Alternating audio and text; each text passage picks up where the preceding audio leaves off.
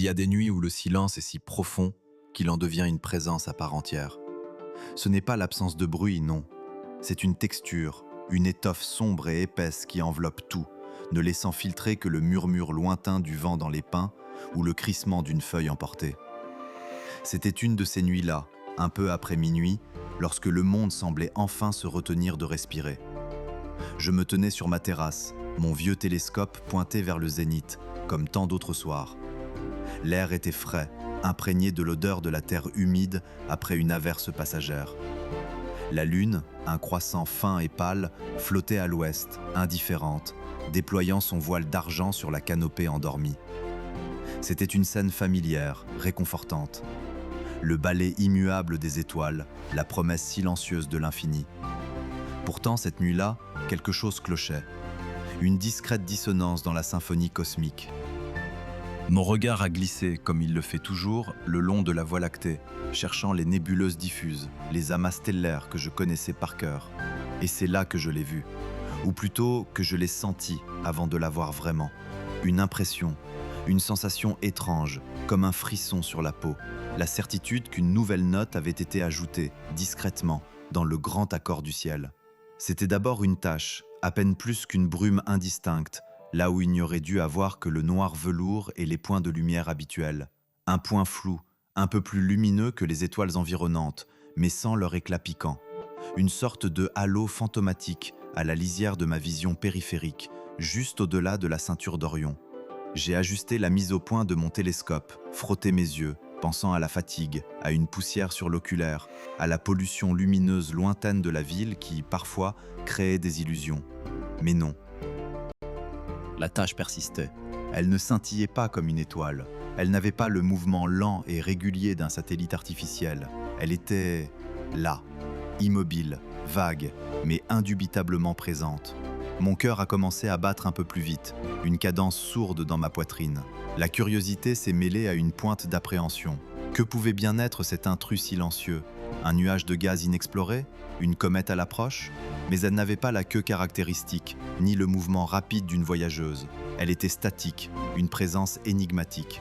J'ai passé le reste de la nuit à l'observer, ignorant le froid qui s'insinuait dans mes vêtements. J'ai consulté mes cartes stellaires, mes applications d'astronomie. Rien, absolument rien n'indiquait l'existence d'un tel objet à cet endroit précis du ciel. Mes mains tremblaient légèrement, tandis que je vérifiais et revérifiais mes coordonnées, mes yeux rivés sur l'oculaire. La brume était toujours là, un peu plus visible à mesure que la nuit avançait et que mes yeux s'habituaient à son faible éclat. Au lever du soleil, la tache s'est estompée, engloutie par la lumière bleutée de l'aube, ne laissant qu'une sensation de rêve étrange et inachevé. J'ai rangé mon télescope, le corps lourd de fatigue, mais l'esprit en ébullition.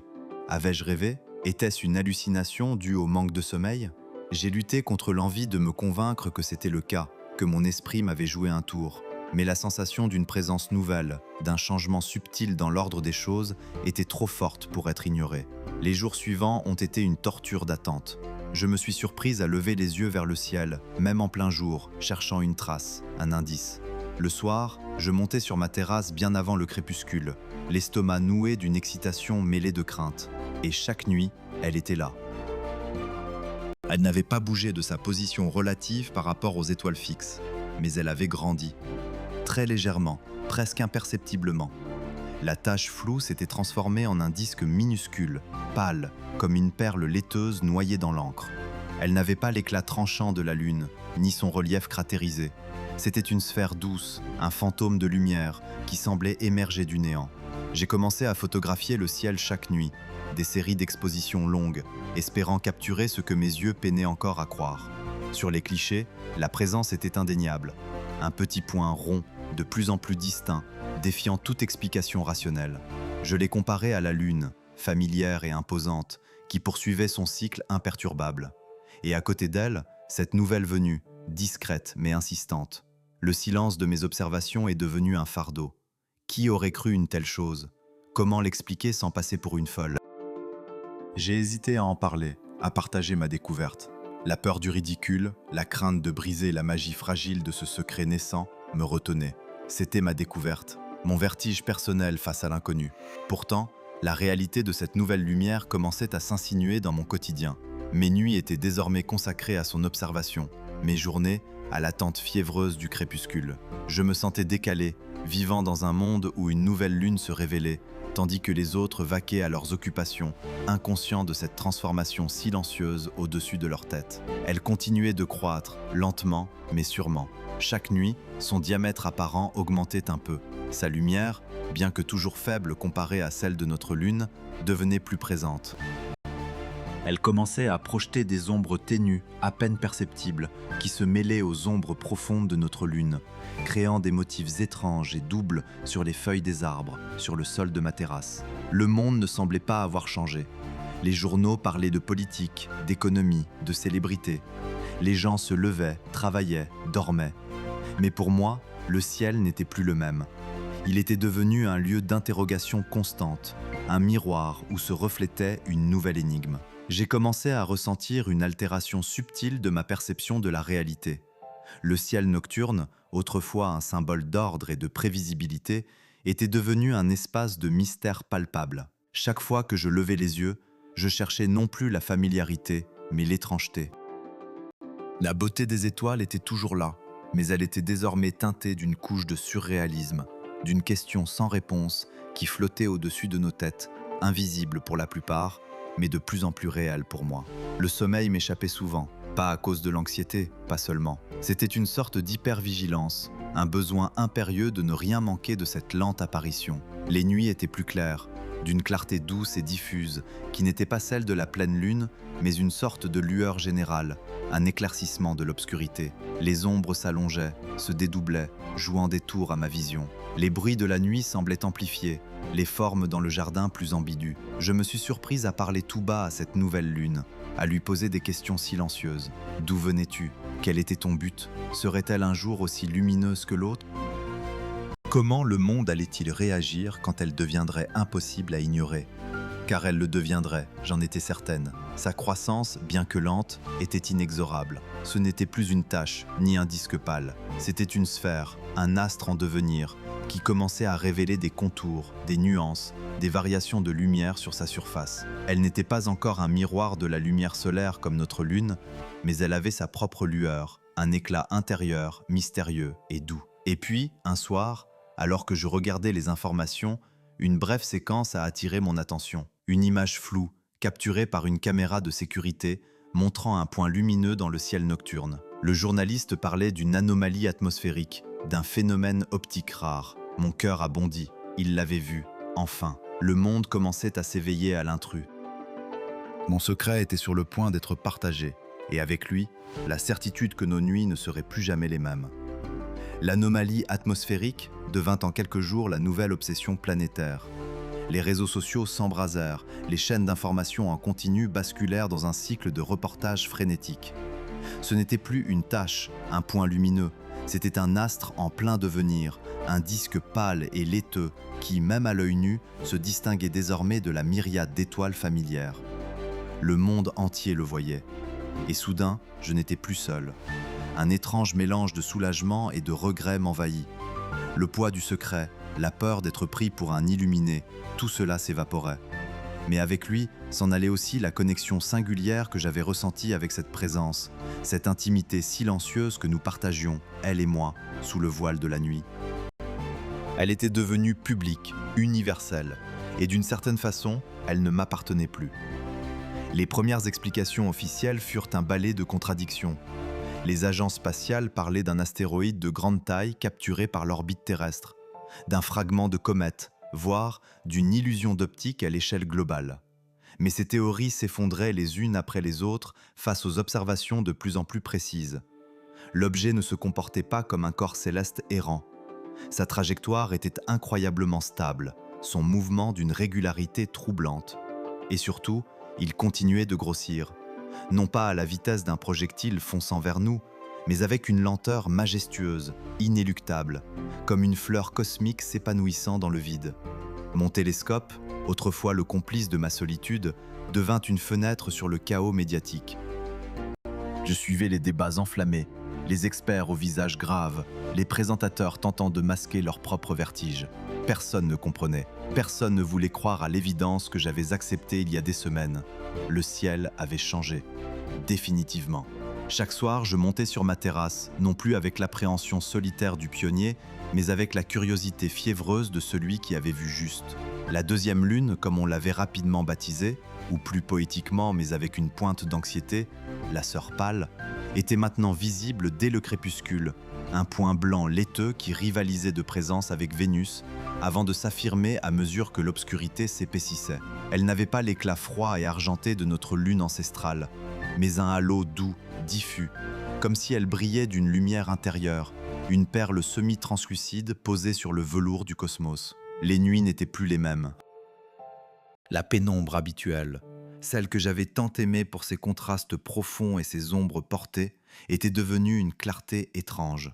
Il y avait toujours une source de lumière dans le ciel, même lorsque la lune, officielle, était absente. Les étoiles semblaient se noyer dans cette lueur générale, un éclaircissement de l'obscurité qui modifiait la perception des distances, rendant le ciel à la fois plus proche et plus mystérieux. Les animaux eux-mêmes semblaient désorientés. Le chant des oiseaux nocturnes se faisait plus rare, les chouettes hésitaient, et les renards que j'apercevais parfois dans les lisières du bois voisin semblaient se mouvoir avec une prudence accrue, leur silhouette fantomatique dans cette double lumière. Les scientifiques, enfin, commencèrent à émettre des hypothèses plus audacieuses. Certains parlaient d'un corps planétaire errant, capturé il y a des millions d'années et dont l'orbite aurait été subitement perturbée. D'autres évoquaient une exoplanète lointaine, éjectée de son système natal, dont l'étrange composition la rendait visible à une distance si prodigieuse. Mais aucune explication ne parvenait à justifier sa croissance apparente aussi rapide, ni surtout cet éclat intrinsèque si différent de la simple réflexion solaire. Les télescopes géants de la Terre entière, les sondes spatiales, même le télescope spatial Hubble, étaient braqués sur elle.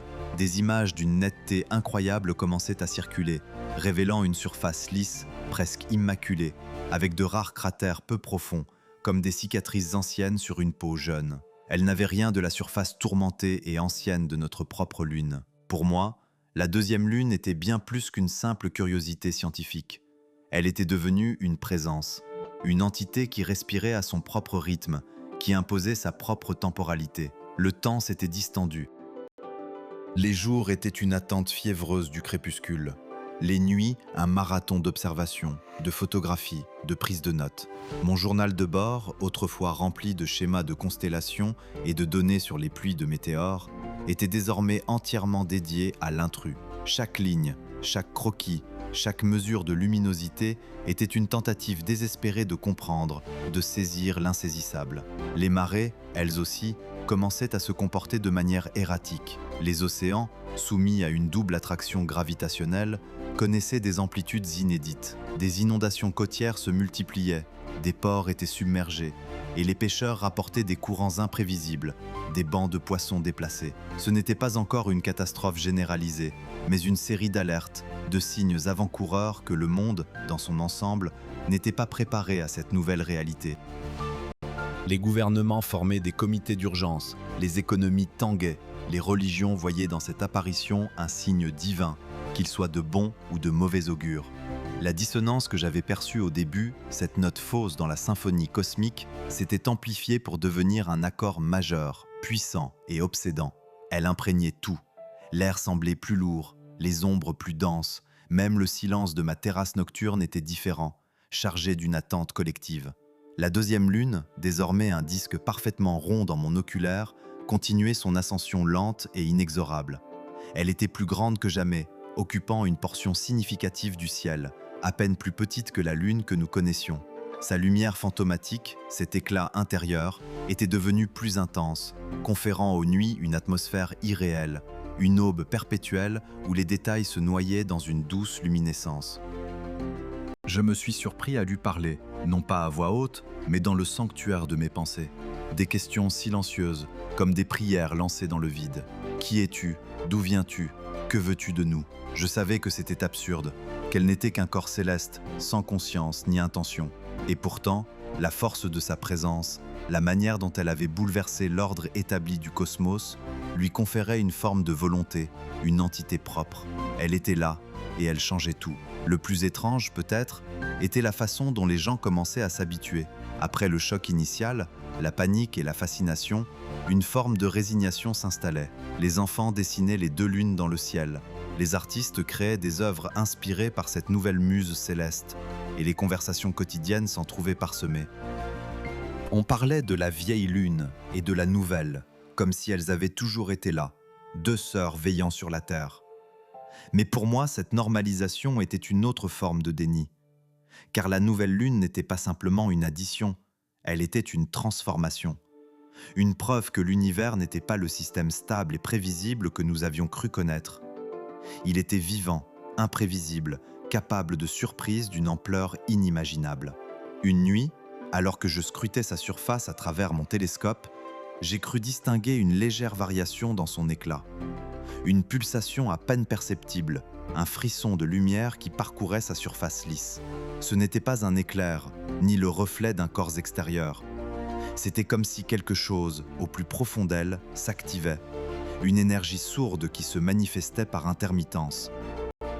J'ai réglé mon appareil photo, pris une série de clichés, espérant capturer ce moment, cette preuve d'une vie, ou du moins d'une activité, interne. Mes mains tremblaient légèrement. La fascination se mêlait à une nouvelle pointe d'effroi. Ce n'était plus seulement une question de « d'où vient-elle ?», mais de « qu'est-ce qu'elle fait ?» Le matin, les images étaient claires, mais l'interprétation restait insaisissable. Une zone de son disque semblait légèrement plus lumineuse, puis revenait à sa teinte uniforme. Une illusion, une aberration optique, ou le début de quelque chose de nouveau, d'encore plus inattendu? Je sentais que les questions que le monde se posait n'étaient qu'une infime partie de l'énigme. Les véritables secrets de la deuxième lune étaient encore bien gardés, enfouis dans son cœur lumineux, attendant leur heure pour se révéler. Et cette attente, cette fois, était partagée par des milliards d'yeux levés vers le ciel.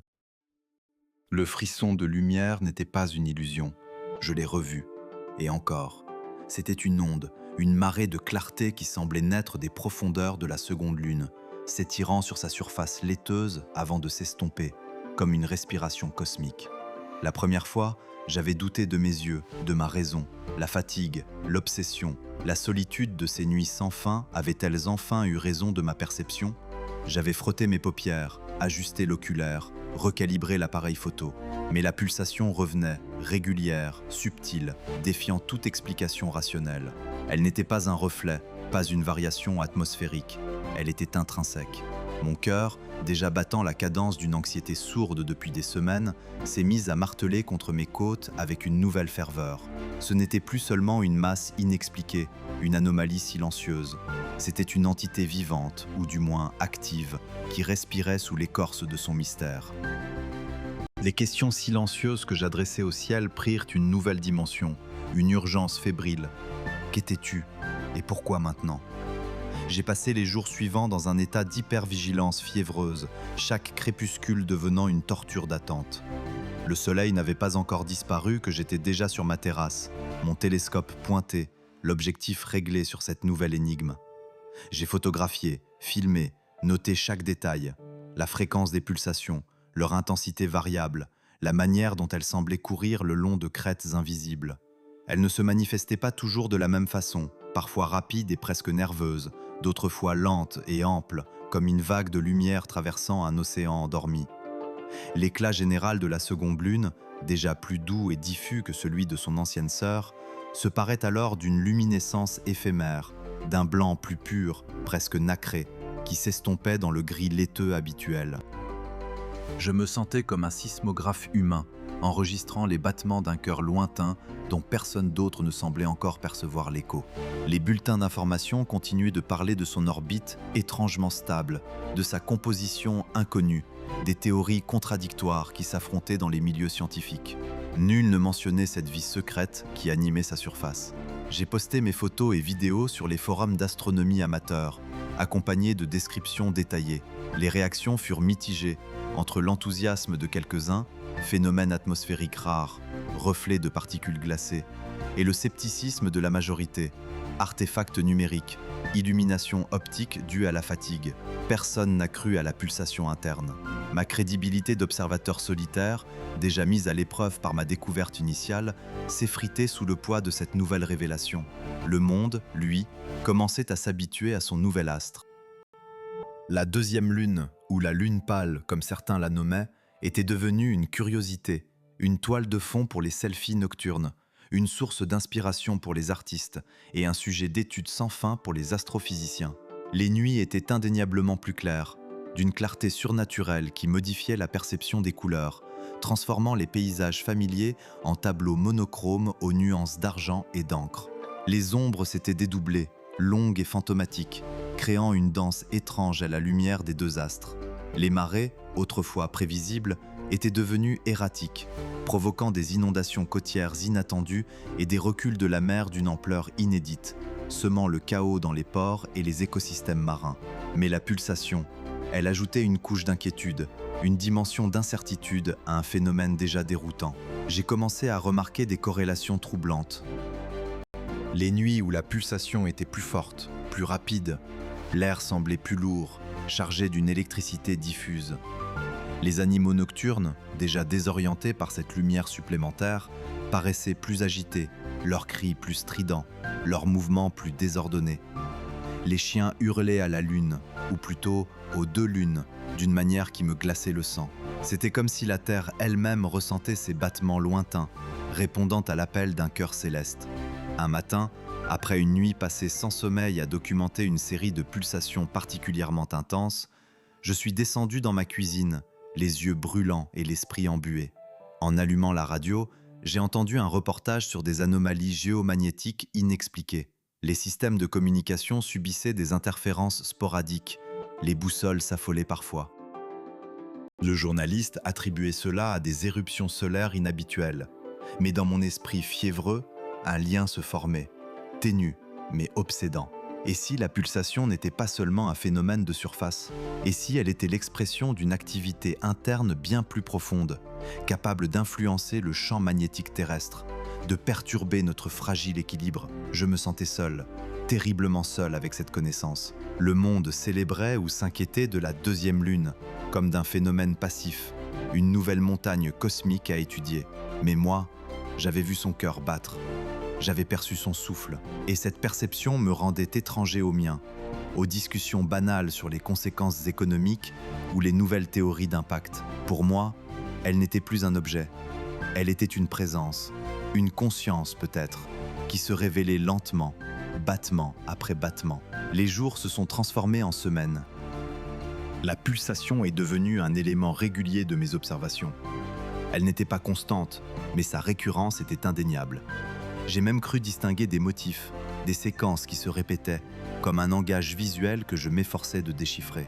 Un soir, alors que la pulsation était d'une intensité rare, une lueur presque dorée irradiait du centre de la seconde lune, diffusant une chaleur étrange sur ma peau, malgré la fraîcheur de la nuit. Ce n'était pas une chaleur physique, mais une sensation, une impression de rayonnement qui pénétrait mes os.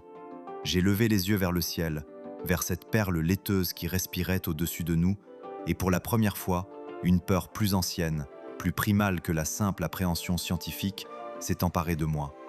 Ce n'était pas seulement une nouvelle lune, c'était une sentinelle, ou peut-être un réveil. Et je me demandais ce qui allait se passer quand elle serait pleinement éveillée. Mon sommeil était devenu une denrée rare, peuplée de rêves étranges, où la seconde lune occupait une place prépondérante. Je la voyais se rapprocher, grandir jusqu'à remplir tout le ciel, son cœur lumineux pulsant en rythme avec le mien. Je me réveillais en sueur, le souffle court, le sentiment d'une imminence pressante. Les journaux télévisés commençaient à relayer des informations sur des comportements animaux inhabituels à plus grande échelle. Migration désorganisée d'oiseaux, cétacés échoués en nombre croissant, insectes affolés par les lumières nocturnes. On parlait de stress environnemental et de dérèglement climatique, mais dans l'ombre de la seconde lune pulsante, je savais que la vérité était plus complexe, plus profonde. Les scientifiques des grandes agences spatiales, enfin alertés par des données de plus en plus concordantes, commençaient à admettre publiquement l'existence d'une activité anormale sur la surface de l'astre. Les images satellites, d'abord floues, puis de plus en plus précises, révélaient des variations de luminosité, des ondes thermiques qui traversaient sa surface. Leurs mots étaient prudents, aseptisés, mais l'écho de mes propres observations y résonnait avec une force troublante. Ils parlaient de phénomènes géologiques inédits, de champs d'énergie encore incompris. Mais moi, je voyais le battement d'un cœur. L'isolement que j'avais ressenti s'estompa légèrement alors que le monde commençait à rattraper ma vision. Mais il fut remplacé par une anxiété collective, une peur diffuse qui s'infiltrait dans les conversations, les émissions de radio, les articles de presse. La seconde lune n'était plus une simple curiosité, elle était une menace potentielle, une entité active dont les intentions, si elle en avait, étaient impénétrables. Et sa pulsation, autrefois mon secret solitaire, était désormais le pouls d'une planète entière, tendue, suspendue à son rythme mystérieux. Je me suis demandé si nous étions prêts pour ce que son éveil total pourrait signifier, si nous étions prêts pour la réponse à la question que je m'étais posée des semaines auparavant. Qu'es-tu ? La pulsation s'était intensifiée. Ce n'était plus cette discrète respiration lumineuse que seule une observation prolongée, presque méditative, permettait de déceler. Non, à présent, elle était un battement régulier, une dilatation et une contraction de sa propre lumière, visible à l'œil nu pour quiconque savait où et comment regarder. Une onde subtile, un frisson de laiteux qui parcourait la surface de la lune pâle, comme un cœur géant qui s'éveillait au rythme d'une existence nouvelle. Je passais mes nuits sur la terrasse, enveloppé dans l'air froid, mes sens tendus vers ce point lumineux qui avait colonisé mon ciel et mon esprit. Le télescope, mon fidèle compagnon, était devenu une extension de ma volonté, un œil insatiable cherchant à percer le secret de cette danse cosmique. J'enregistrais, je photographiais, je notais chaque infime variation de son éclat, chaque nuance de son halo. Les courbes de mes graphiques, autrefois si prévisibles avec la lune familière, étaient désormais une chorégraphie erratique, un électrocardiogramme d'un astre dont la physiologie m'était totalement étrangère. Le monde, lui, s'était adapté, ou du moins avait fait semblant. La lune pâle était devenue une toile de fond pour les mêmes internets, un sujet de conversation banal aux machines à café, une source d'inspiration pour les artistes et les prophètes de l'apocalypse. Les scientifiques continuaient de publier des études contradictoires, leurs modèles mathématiques échouant lamentablement à prévoir la moindre de ces fluctuations. On parlait de débris cosmiques piégés, de phénomènes gravitationnels inexpliqués, de reflets de gaz atmosphériques lointains, mais personne ne mentionnait la pulsation. Ou du moins, personne ne la décrivait avec la même intensité, la même conviction que moi. J'avais tenté, bien sûr, mes forums d'astronomie, mes contacts universitaires. Au début, on m'avait écouté avec une curiosité polie, puis avec une impatience grandissante. On parlait de fatigue oculaire, de biais d'observation, de phénomènes optiques subjectifs. Mes photos montraient bien une variation d'éclat, mais elle était attribuée à des effets atmosphériques, à la pollution lumineuse, à la calibration de mon équipement. Ils refusaient de voir l'intention, le rythme, la vie derrière cette lumière. Je devenais l'excentrique de service, le conspirationniste du cosmos. Cette solitude, elle me rongeait. Je me sentais comme le seul homme sur Terre à entendre une symphonie silencieuse, à voir une couleur que les autres ne percevaient pas. Le monde continuait de tourner, indifférent à cette nouvelle respiration céleste. Les journaux télévisés parlaient des élections, de la météo, des crises économiques, reléguant la lune pâle à quelques brèves, à des reportages sensationnalistes sur les nouvelles modes de vie nocturnes ou les festivals lunaires qui fleurissaient un peu partout. C'était devenu un objet de consommation, une curiosité à exploiter, pas une énigme à résoudre, ni une présence à comprendre. Mais ces effets étaient bien réels, et ils s'amplifiaient. Les marées, déjà capricieuses, étaient devenues folles, des vagues géantes déferlant sur des côtes autrefois paisibles, des ports inondés, des écosystèmes marins bouleversés. Les pêcheurs se plaignaient de prises imprévisibles. Les biologistes marins s'arrachaient les cheveux face à la migration anarchique des espèces. Et puis il y avait le sommeil. Le mien, d'abord, était devenu un luxe rare, fragmenté par l'appel incessant de la nuit et de son double lumineux. Mais bientôt, ce fut un phénomène global. Les nuits n'étaient plus jamais vraiment noires. La lune pâle, même dans ses phases les plus fines, diffusait une lueur fantomatique qui diluait l'obscurité. Les villes, déjà aveuglées par leur propre lumière, voyaient leur nuit transformée en crépuscules éternels. La canopée des forêts, habituellement un puits d'encre, était baignée d'un halo étrange, révélant des formes spectrales et des ombres dédoublées qui dansaient au gré des branches. Ce manque de vraie obscurité avait des répercussions profondes. Les animaux nocturnes étaient désorientés, leur rythme circadien brisé. Des espèces diurnes, trompées par cette lumière constante, restaient actives plus longtemps, épuisant leurs réserves et devenant des proies faciles. Et les humains, nous étions devenus des créatures de l'entre-deux. Des millions de personnes souffraient d'insomnie chronique, leur corps et leurs esprits refusant de s'adapter à cette nouvelle cadence céleste. Les ventes de somnifères explosaient, les thérapies du sommeil devenaient des industries florissantes. Mais au-delà de la simple fatigue, il y avait quelque chose de plus insidieux, une sorte de nervosité collective, une irritabilité diffuse qui semblait planer sur le monde. Les accidents augmentaient, les tensions sociales s'exacerbaient. Était-ce la privation de sommeil seule, ou bien cette présence constante, cette sentinelle silencieuse dans le ciel qui nous rappelait sans cesse notre insignifiance et l'étrangeté fondamentale de notre existence? Je me posais ces questions, mes yeux rivés sur la lune pâle, comme si elle pouvait me donner les réponses. Sa pulsation, elle aussi, avait commencé à changer. Elle n'était plus seulement une dilatation et une contraction, mais une modulation de l'intensité, une variation de la couleur même de sa lumière. Parfois, elle virait vers un blanc plus froid, presque bleuté, avant de revenir à son éclat laiteux habituel. D'autres fois, une pointe d'ambre, fugace comme un battement de cils, traversait sa surface. Invisible à l'œil nu, mais clairement enregistrée par mes capteurs hypersensibles. C'était comme si elle essayait de communiquer, de nous envoyer des signaux dans un langage que nous étions incapables de déchiffrer. Un soir, alors que je scrutais le bord cratérisé de la lune pâle, une anomalie attira mon attention. Non pas une pulsation, mais une forme. Une ombre mouvante, à peine perceptible, qui semblait glisser sur sa surface. Je réglais le télescope avec une précision fiévreuse, augmentant le grossissement jusqu'à la limite de la distorsion. C'était comme une tache d'encre dans un océan de lait, une entité sombre qui se déplaçait avec une lenteur majestueuse, défiant toute logique. Ce n'était pas une ombre de cratère, car elle était dynamique, changeante. Elle n'était pas une illusion d'optique, car mes instruments la captaient, même si de manière floue.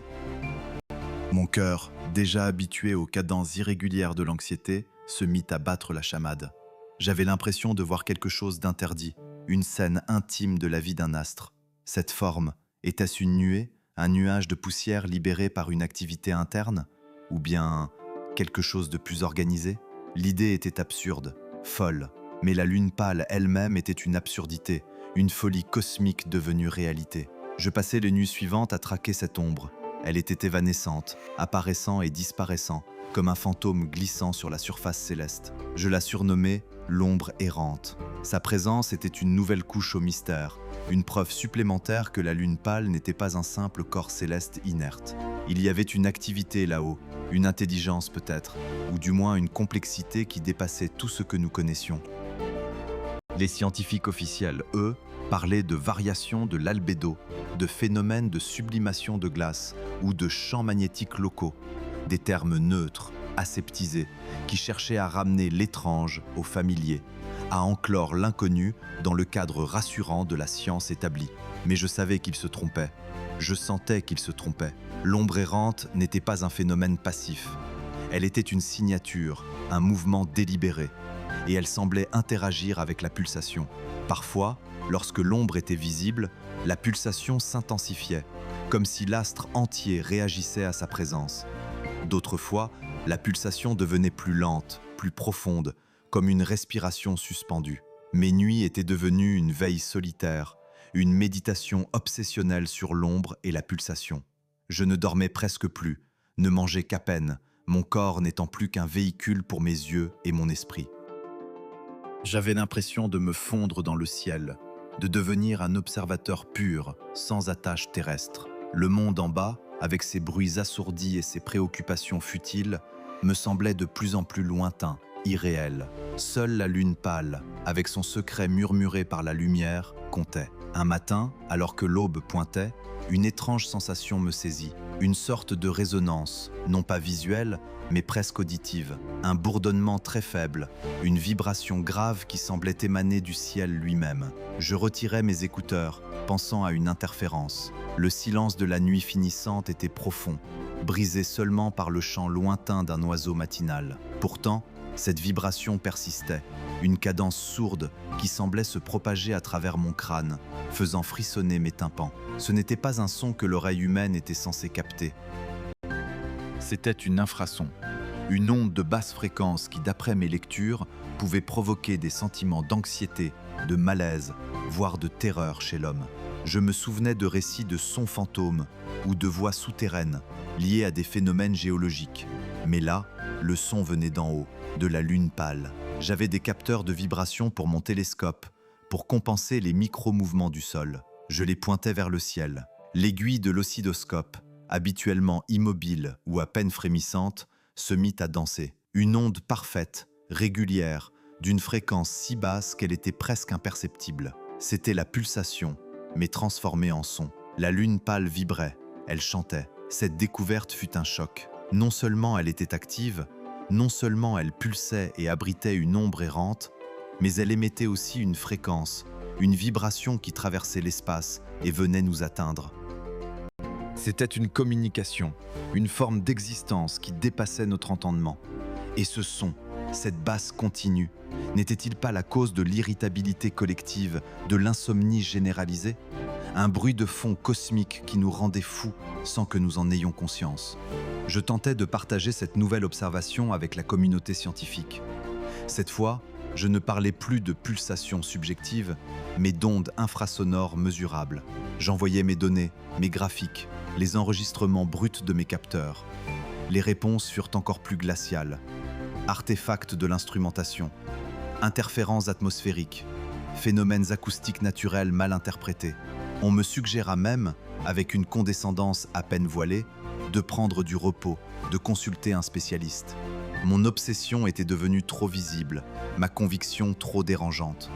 J'étais seul, complètement seul avec ma lune pâle qui chantait et son ombre errante. Le monde continuait de l'ignorer ou de la réduire à un simple spectacle. Mais pour moi, elle était devenue le centre de mon univers, la clé d'un mystère qui me consumait. Chaque nuit, je l'écoutais, j'observais ses mouvements, ses variations d'éclat, ses murmures silencieux. Les jours passaient, se fondaient les uns dans les autres, marqués seulement par le lever et le coucher de cet astre double.